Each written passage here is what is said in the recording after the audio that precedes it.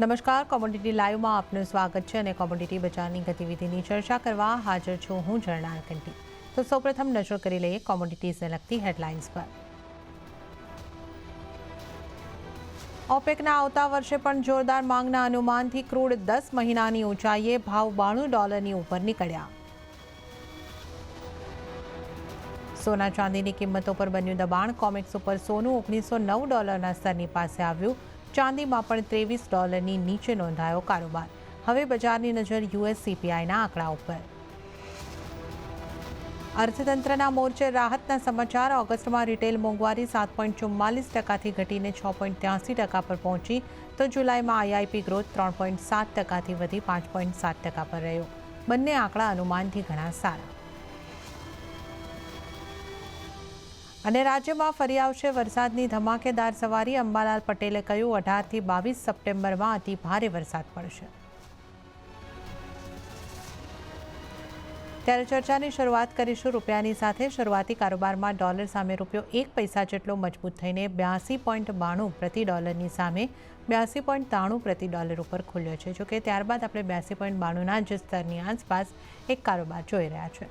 ઉલ્લેખનીય છે કે આજે આવનારા યુએસ સીપીઆઈના આંકડા પહેલાં ડોલર ઇન્ડેક્સની અંદર પણ દબાણ આવતું જોવા મળ્યું છે અને આ ક્રૂડમાં ઉછાળાની અસર પણ રૂપિયાની અંદર દેખાઈ રહી છે। અને આજે આપણી સાથે ચર્ચાની અંદર જોડાઈ રહ્યા છે ટ્રેડ બુલ સિક્યોરિટીઝના ભાવિક પટેલ। ભાવિકજી, સ્વાગત છે આપનું સીએનબીસી બજાર પર। Good morning. અને ભાવિકજી, જે રીતે આપણે અત્યારે અહીંયા આગળથી જે સ્થિતિ જોઈ રહ્યા છે કે ડોલર ઇન્ડેક્સમાં યુએસ સીપીઆઈના પહેલાં થોડું આપણને દબાણ આવતું જોવા મળ્યું। ભારતના આઈઆઈપી સીપીઆઈના આંકડા જે છે એ અનુમાનથી અહીંયા આગળથી સારા રહ્યા છે અને આના બાદ પણ આપણે એક ફ્લેટિશ મુવમેન્ટ રૂપિયાની અંદર જોઈ રહ્યા છે। તો કઈ રીતે તમે રૂપિયાના કારોબારને અહીંયા આગળથી જોઈ રહ્યા છો?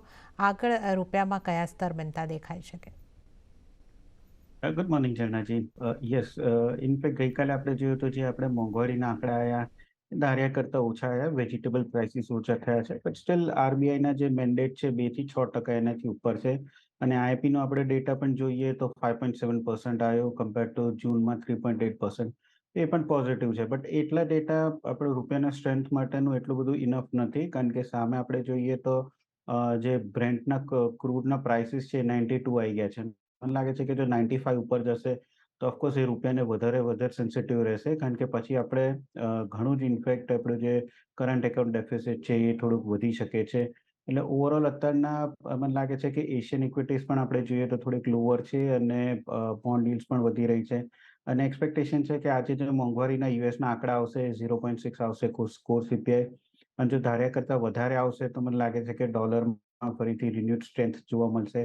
આજના દિવસમાં આ ડેટા પહેલાં આપણે જોયું છે કે થોડુંક વીકનેસ જરૂરથી જોયું છે, કારણ કે થોડુંક લોકો પ્રોફિટ ઓફ ધ ટેબલ પણ લે છે, બટ ઓવરઓલ મને લાગે છે કે હજી પણ જે ડોલર્સ છે એ સ્ટ્રેન્થ જ રહી શકે છે।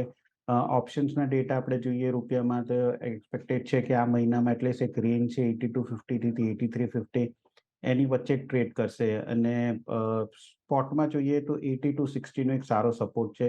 આઈ થિંક 80-60ની નીચે જાય તો જ મને લાગે છે કે રૂપિયામાં વધારે મજબૂતી થઈ શકે છે। બાકી ઇન્ટ્રાડે મને પણ લાગે છે કે 82, 80 થી 83.20નો આજનો દિવસમાં રેન્જ રહી શકે છે। અને કોઈ પણ ડિપ્સ આવે છે તો અત્યારના હાલ પૂરતું તો હું બાય ઓન ડિપ્સની સ્ટ્રેટેજી રાખીશ, કારણ કે જ્યાં સુધી ક્રૂડના પ્રાઇસીસ વધારે છે ત્યાં સુધી મને નથી લાગતું કે રૂપિયામાં આપણને ઓવરઓલ મજબૂતી જોવા મળી શકે છે। તો ઇન્ટ્રાડે પણ અરાઉન્ડ 80-90ની આસપાસ હું લોંગની જ રિકમેન્ડેશન આપીશ 83.10ના ટાર્ગેટથી, અને સ્ટોપ લોસ રાખી શકાય 80-80નો। ઓકે, તો રૂપિયા માટે અહીંયા આગળથી ખરીદી તરફ રહેવાની સલાહ અહીંયા આગળથી ખાસ બનતી દેખાઈ રહી છે। તો 82.90ની આસપાસ તમે ખરીદી કરીને ચાલી શકો છો। 83.10ના અહીંયા આગળથી ટાર્ગેટ બનતા દેખાઈ શકે છે। સ્ટોપ લોસ 82.80નો રાખવાનો રહેશે। તો આ યુએસડી INR ઉપર એક સલાહ આપને માટે બનતી દેખાઈ રહી છે। સોનાની વાત કરી લઈએ તો યુએસ સીપીઆઈના આંકડા પહેલાં સોનાની અંદર દબાણ બનતું જોવા મળ્યું છે, જ્યાં કોમેક્સ ઉપર ભાવ $1909 પાસે આવ્યા છે, તો સ્થાનિક બજારમાં 58,542ના સ્તરની આસપાસ કારોબાર જોવા મળી રહ્યો છે। તો સોનાની અંદર એક દબાણ તરફી કારોબાર આપણને દેખાઈ રહ્યો છે। નાની રેન્જની અંદર સોનું, પરંતુ આપણને એક ફ્લેટ ટુ નેગેટિવ જેટની સ્થિતિ અહીંયા આગળથી દેખાઈ રહ્યું છે।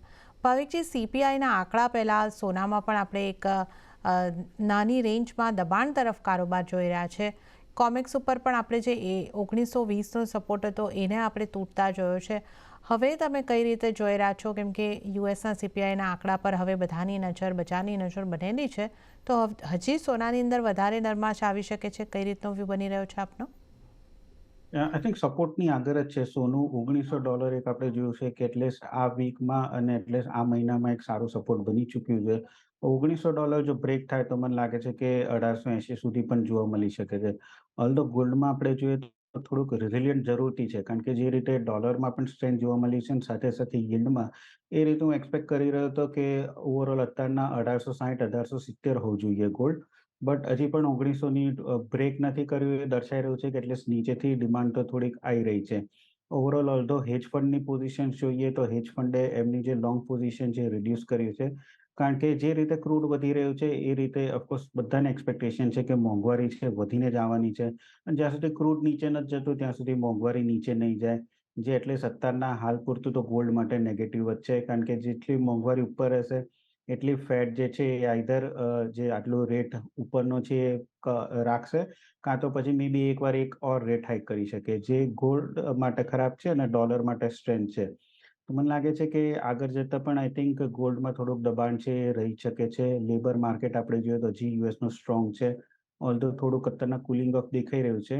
બટ આઈ થિંક જ્યાં સુધી બ્રેન્ટનો જે છે 85 ની નીચે નથી આવતું ત્યાં સુધી મને લાગતું નથી કે ઓવરઓલ મેજર આપણને ગોલ્ડમાં અપસાઇડ જોવા મળે. ઇન્ટ્રાડે પણ આજે જોઈએ તો ઓવરઓલ અત્યારના રૂપિયો થોડોક વીક છે એટલે એના લીધે ગોલ્ડ ઉપર આવ્યું છે. બટ આઈ વુડ સે કે હજી પણ સેલ ઓન રાઇઝની રણનીતિ જ રાખવી જોઈએ. કારણ કે જ્યાં સુધી સીપીઆઈના ડેટા નથી આવતા ત્યાં સુધી મને લાગતું નથી ગોલ્ડમાં મોટો મેજર અપસાઇડ જોવા મળી શકે છે. તો ઇન્ટ્રાડે 58,700ની આસપાસ આવે છે તો હું શોર્ટને રિકમેન્ડેશન આપીશ 58,300ના ટાર્ગેટથી, અને સ્ટોપ લોસ રાખી શકાય 58,900નો. ઓકે, તો અહીંયા આગળથી જે વ્યૂ આપણે સોનાની અંદર બનતો દેખાઈ રહ્યો છે એ સેલ ઓન રાઇઝની સ્ટ્રેટેજી તમારે અહીંયા આગળથી અપનાવવાની રહેશે. તો સોના ઉપર ખાસ કરીને તમારે આ વાતનું ખાસ ધ્યાન રાખવાનું રહેશે. સીપીઆઈના ડેટા ઉપર નજર છે અને એના પહેલાં આપણે સોનાની અંદર દબાણ જોઈ રહ્યા છે. તો સોનાને સેલ કરીને ચાલો 58,700ની આસપાસ ટાર્ગેટ જે છે એ અહીંયા આગળથી તમે જોઈ શકો છો. 58,900 સુધીના તમને અહીંયા આગળથી બનતા દેખાઈ શકે છે. ખાસ ખ્યાલ રાખીને ચાલવાનો રહેશે. ભાવિકજી, ટાર્ગેટ આપે કેટલા જણાવ્યા છે, ફરી એકવાર જણાવશો? 58,300નો ટાર્ગેટ છે અને સ્ટોપ લોસ જે છે એ 58,900નો છે. ઓકે, તો 58,300ના ટાર્ગેટ અહીંયા આગળથી સોનાની અંદર બનતા દેખાઈ શકે છે. તો સોનાની અંદર સેલ કરીને ચાલવાની સલાહ અહીંયા આગળથી બનતી દેખાઈ રહી છે. હવે આપણે વાત કરી લઈએ ચાંદીની. તો ચાંદીમાં પણ આપણે સોનાને પગલે નરમાશ રહેતી અહીંયા આગળથી બનતી જોઈ રહ્યા છે. જ્યાં વૈશ્વિક બજારની જો વાત કરીએ તો $23 નીચે કારોબાર થઈ રહ્યો છે. 0.5% જેટલું દબાણ ચાંદીની ઉપર બનતું દેખાઈ રહ્યું છે. તો સ્થાનિક બજારમાં પણ 0.5%નું દબાણ બનતું દેખાઈ રહ્યું છે. ભાવિકજી, ચાંદી ઉપર હવે તમારો કઈ રીતનો વ્યૂ બની રહ્યો છે અને અહીંયા આગળ કેવી સ્ટ્રેટેજી અપનાવવાની તમારી સલાહ રહેશે? ચાંદી જોઈએ તો આઈ થિંક એમસીએક્સમાં એક સપોર્ટની નજીક જ છે, કારણ કે છેલ્લા 4 દિવસમાં જોઈએ તો ચાંદી 71,300 અને ઉપર 72,200 આ એક રેન્જમાં ટ્રેડ કરી રહ્યું હતું. હાલ અત્યારના ગઈકાલે જોઈએ તો એક નીચેનો સપોર્ટની આસપાસ જ ટ્રેડ કરી રહ્યું છે. તો આઈ થિંક વધારે મને લાગે છે કે 71,300ની નીચે જાય તો વધારે વીકનેસ જોવા મળી શકે છે. ઓલ્ધો અત્યારના હેજ ફંડ્સના ડેટા જોઈએ તો છેલ્લા 2 વીકના લોંગ પોઝિશન પછી હવે લોકો અનવાઇન્ડ કરીને ચાલુ કરી દીધી છે અને હવે શોર્ટ પોઝિશન્સ નવી એડ થઈ રહી છે. તો ઓવરઓલ ચાંદીમાં પણ આપણે જોઈએ તો જે $25 અને $24નો સપોર્ટ હતો એ બ્રીચ થઈ ચૂક્યું છે. હવે મે બી 2250 જે છે એ સપોર્ટ મને દેખાઈ રહ્યો છે. બટ ચાંદીમાં હું થોડું કોન્ટ્રારિયન વ્યૂ જરૂરથી લઈશ, કારણ કે ચાંદી ગોલ્ડ સિલ્વરનો રેશિયો જોઈએ તો 84ની આસપાસ આવી ચૂક્યો છે. ધેટ મીન્સ કે સિલ્વર જે છે ઘણું જ અંડર વેલ્યુ છે ગોલ્ડની કમ્પેરિઝનમાં, અને હિસ્ટોરિકલી પણ જોઈએ છે કે આ રેશિયો આવે છે ત્યારે આપણે થોડુંક ચાંદીમાં આઉટપરફોર્મન્સ જરૂરથી જોવા મળી શકે છે. તો ઇન્ટ્રાડે મારો કોન્ટ્રારિયન વ્યૂ રહેશે કે ચાંદીમાં હું લોંગની પોઝિશનની રેકમેન્ડ કરીશ અરાઉન્ડ 71,400. ટાર્ગેટ રહેશે 72,000નો અને સ્ટોપ લોસ રહેશે 71,000નો. ઓકે, તો ચાંદીની અંદર તમે ખરીદારી કરીને ચાલી શકો છો. તો 71,400ની આસપાસ તમે અહીં આગળથી ખરીદારી કરો અને ટાર્ગેટ જે છે તમને 72,000 સુધીના બનતા દેખાઈ શકે છે. તો ચાંદીની અંદર ખરીદી કરીને ચાલો, જ્યારે સોના માટે અહીં આગળથી વેચીને ચાલવાની સલાહ ખાસ બનતી દેખાઈ રહી છે. તો આ સલાહ સોના ચાંદી ઉપર ખાસ તમારે માટે. તો રાતોરાત ક્રૂડની કિંમતોમાં 2%નો ઉછાળો આવતા બ્રેન્ટના ભાવ $92 ઉપર પહોંચ્યા છે. નાઇમેક્સ ક્રૂડમાં પણ $89 ઉપર કામકાજ જોવા મળી રહ્યું છે. જો કે સ્થાનિક બજારની જો આપણે વાત કરીએ તો સ્થાનિક બજારની અંદર આપણે એક ફ્લેટ ટુ પોઝિટિવ કારોબાર જોઈ રહ્યા છે. 7,391ની આસપાસ અહીંયા આગળથી કારોબાર થતો દેખાઈ રહ્યો છે.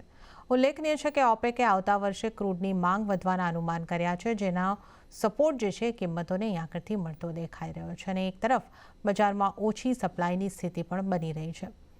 તો આવામાં ઓપેક તરફથી માંગ વધવાના અનુમાનને કારણે ઉછાળો આવતા ક્રૂડ ઓઇલની અંદર ભાવ 10 મહિનાના ઉપલા સ્તરની પાસે આવતા દેખાઈ રહ્યા છે.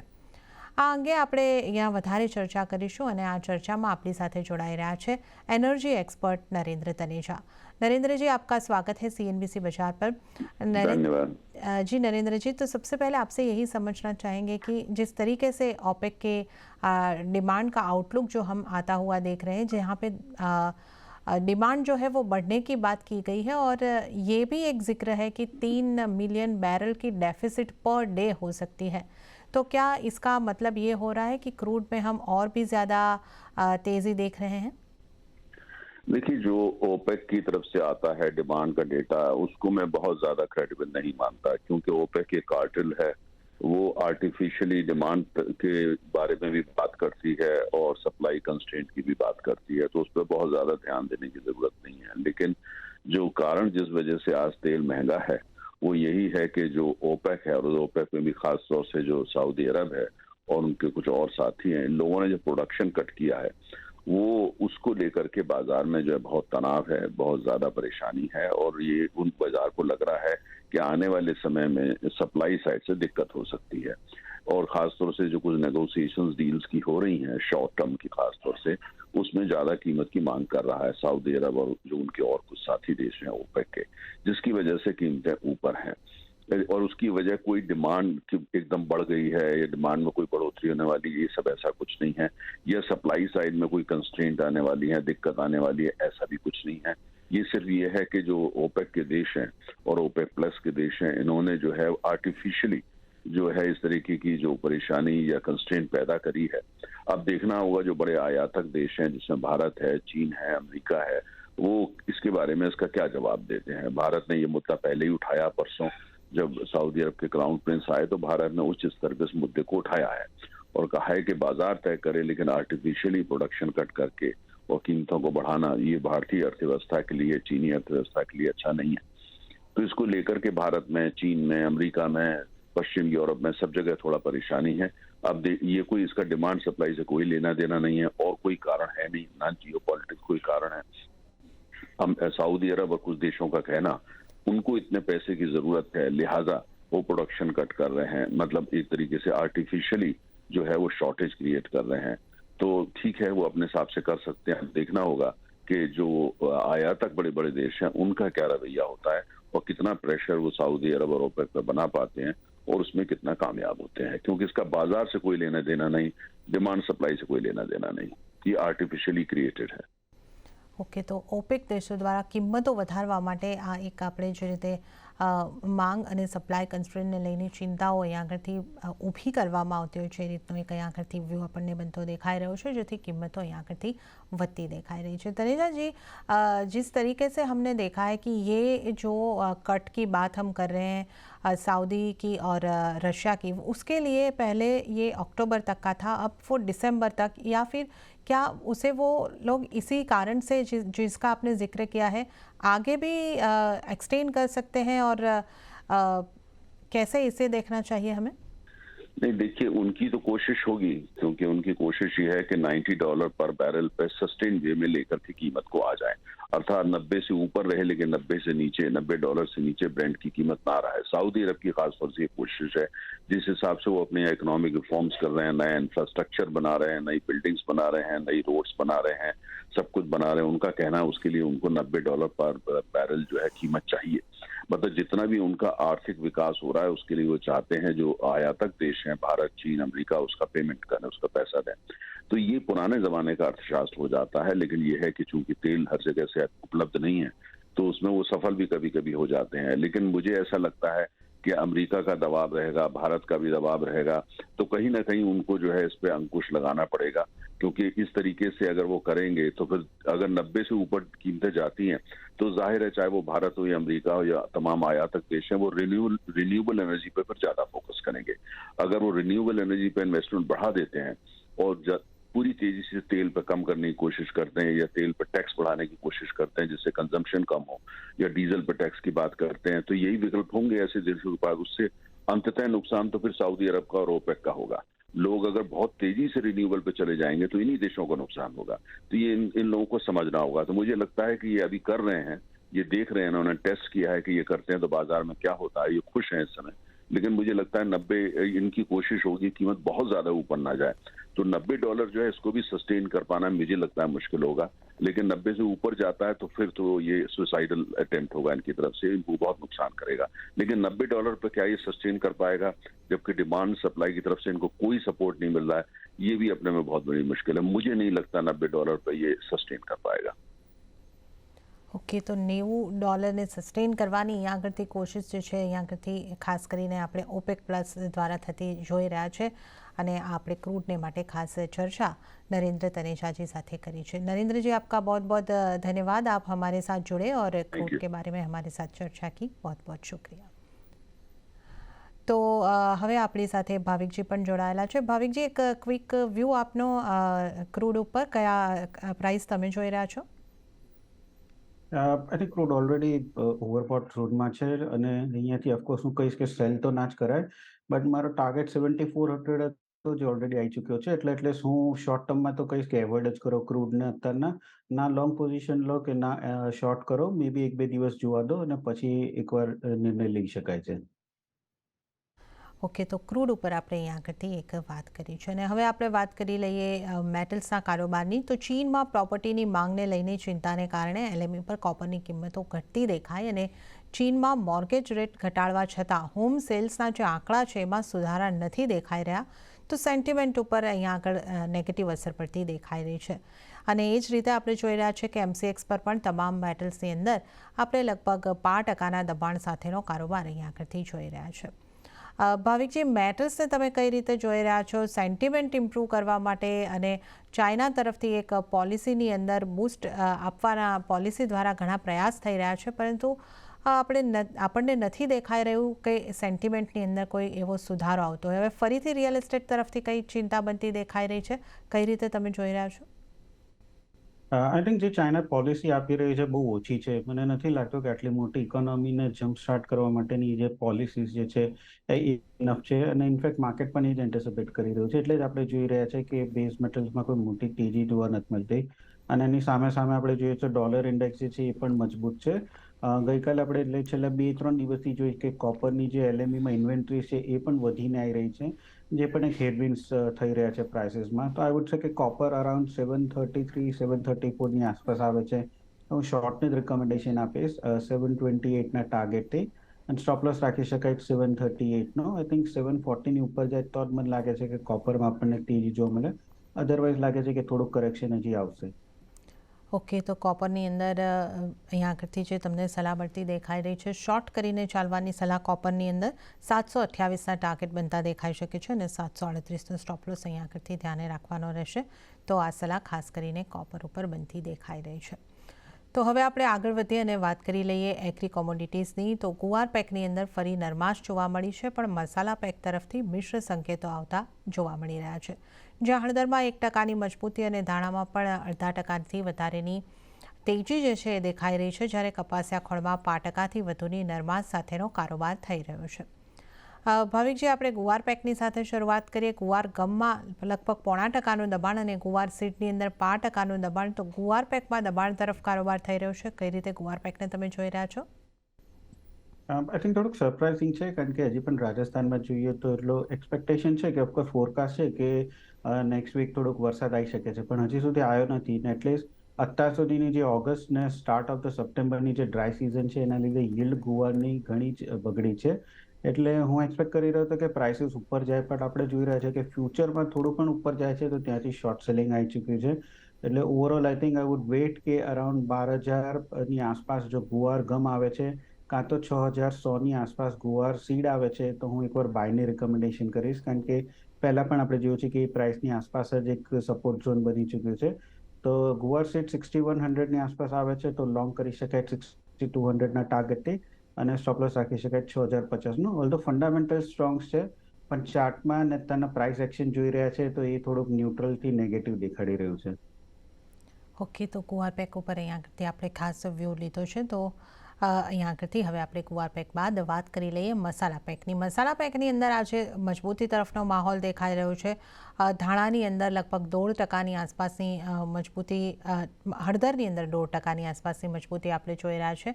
ધાણાની અંદર આપણે 0.5%થી ઉપરની મજબૂતી જોઈ રહ્યા છે. અને જીરાની જો અહીંયા આગળથી આપણે વાત કરીએ તો જીરાની અંદર થોડું દબાણ તરફે માહોલ બનતો દેખાઈ રહ્યો છે. કઈ રીતે આપ જોઈ રહ્યા છો મસાલા પેકને, ભાવિકજી? અને મસાલા પેકમાં જીરામાં હજી પણ લાગે છે કે તેજી રહેશે, કારણ કે સપ્લાય જે છે બહુ ટાઈટ છે. નેક્સ્ટ નવો સ્ટોક આવવાનો છે ફેબ્રુઆરીમાં, અને હવે ડિમાન્ડ સિઝન આવશે દિવાળીને એને લીધેની. એટલે મને લાગી નથી રહ્યું કે જીરામાં આપણને કોઈ મેજર કરેક્શન જોવા મળે. હા, હળદરમાં મને લાગે છે કે હજી પણ જે કરેક્શન છે એ થોડુંક યથાવત રહેશે. આજના દિવસમાં તેજી એટલે જોવા મળી છે કે છેલ્લા 4 દિવસમાં આપણે એક મેજર કરેક્શન જોવા મળ્યું છે. અને એનું કારણ છે કે તેલંગાણા અને જે મહારાષ્ટ્ર જે મેઇન ગ્રોઈંગ છે હળદરનું, ત્યાં વરસાદ સારો આવ્યો છે અને ચાલુ થઈ ગયો છે. એટલે એના લીધે થોડુંક yield જે છે થોડુંક સુધરશે. એટલે એક્સપેક્ટેશન છે કે 14,200ની આસપાસ જો હળદર આવે છે ઓક્ટોબર કોન્ટ્રાક્ટ, તો હું શોર્ટ વિથ રિકમેન્ડેશન આપીશ 13,500ના ટાર્ગેટથી, અને સ્ટોપ લોસ રાખી શકાય 14,600નો.